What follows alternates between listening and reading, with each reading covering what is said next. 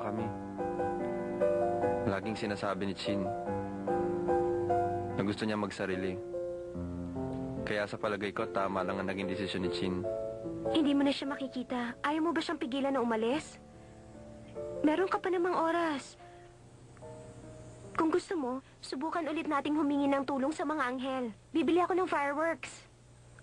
Hindi na kailangan yun. Sinabi ko na sa'yo, kahit anong mangyari, hindi na magbabago isip nun. Ayoko siyang pilitin na gawin ng ayaw niya. Pababayaan mo na lang siyang umalis?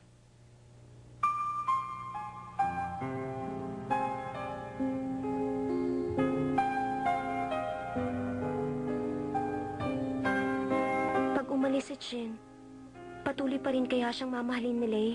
O paglipas ng panahon, tuluyan nang matatapos ang kanilang relasyon? Pwede pa kaya kami ni Lei?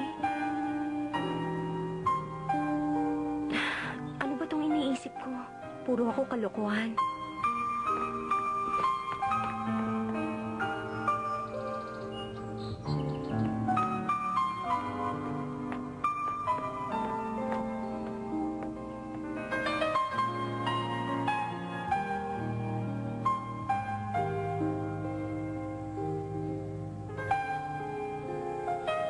Shin, sandali!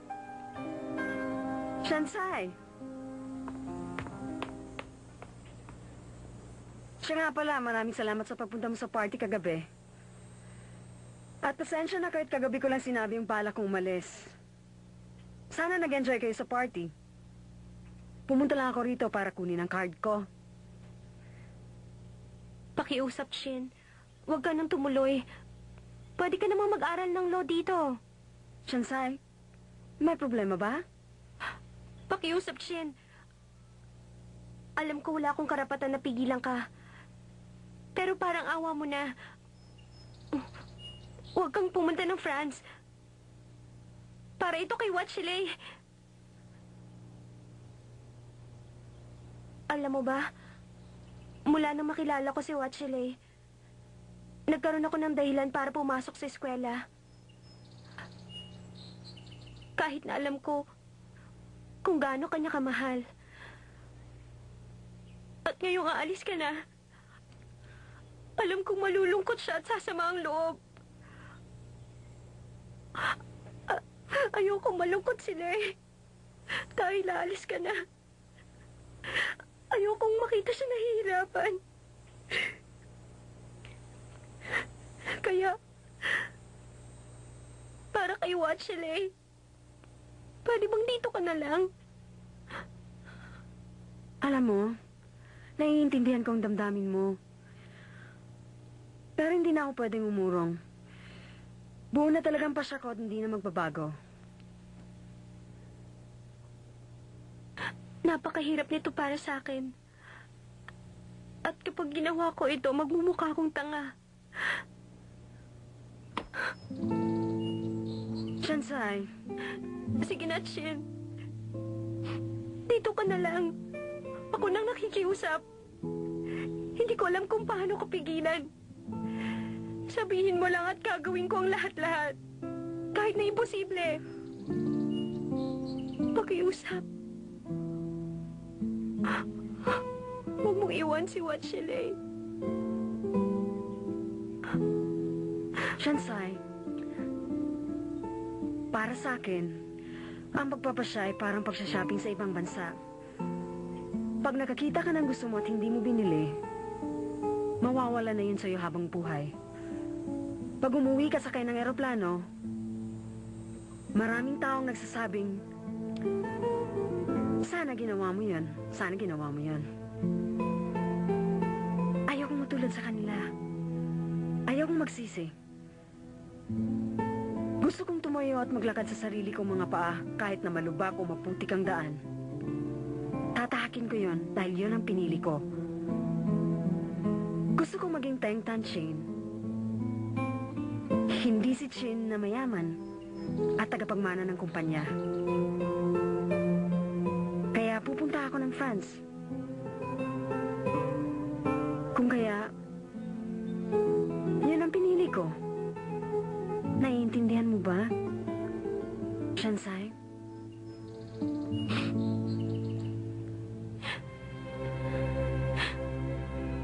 Chin,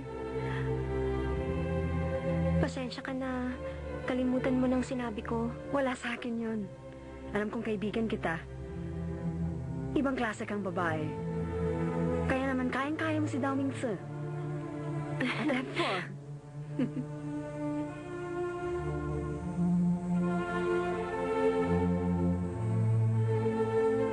you take care now. Bye-bye.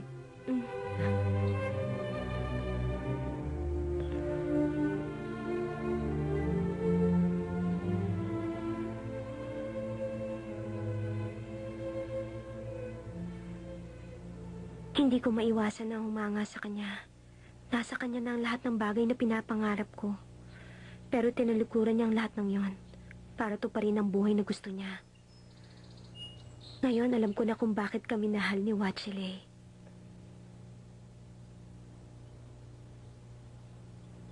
Bakit mo ginawa yon? Sino nagsabing makiusap ka? Ba't mo sinabi yon? Ano ba talaga gusto mo mangyari? Ba't lumuhod ka pa sa kanya? Hindi ako makapaniwalang nagawa mo yun. Kasi, nakita ko na nalulungkot ka. At baka, hindi na ulit kayo magkita kahit Wala kang kailan. pakialam!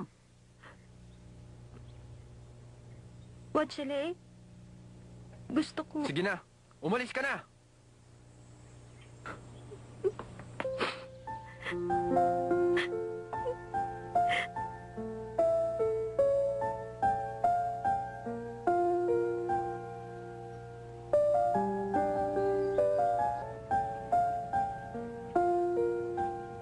Lay, kung hindi mo mapigilan ang pagpatak ng luha mo, tumayo ka ng pabaligtad. Pag ginawa mo yon, babalik sa mga mata mo ang luha mo. Subukan mo ang sinabi ko.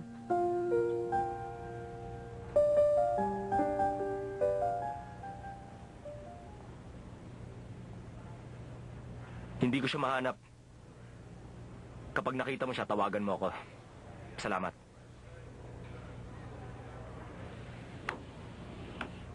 Wala talaga. Wala rin siya.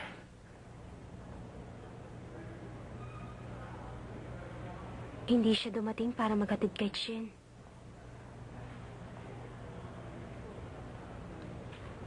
Bakit? Ano ba yan?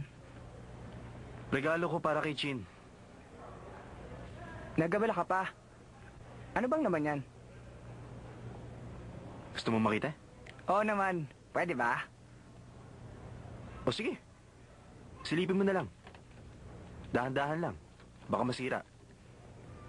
Pakihawakan muna.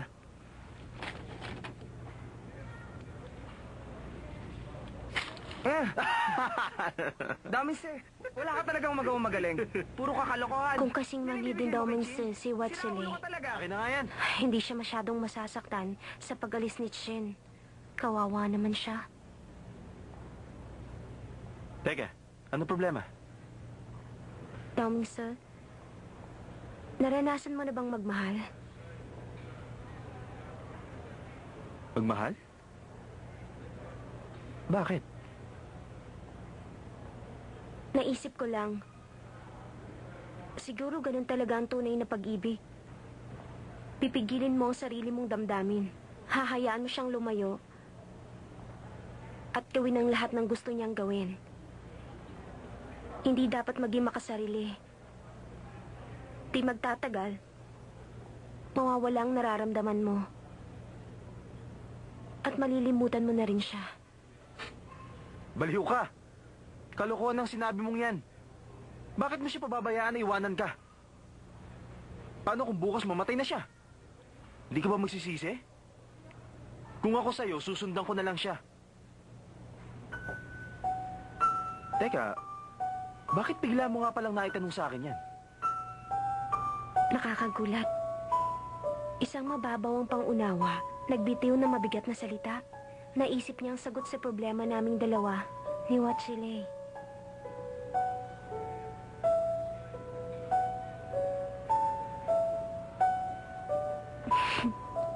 Naisip ko lang, hindi ka naman pala mababaw. Ngayon, alam mo na.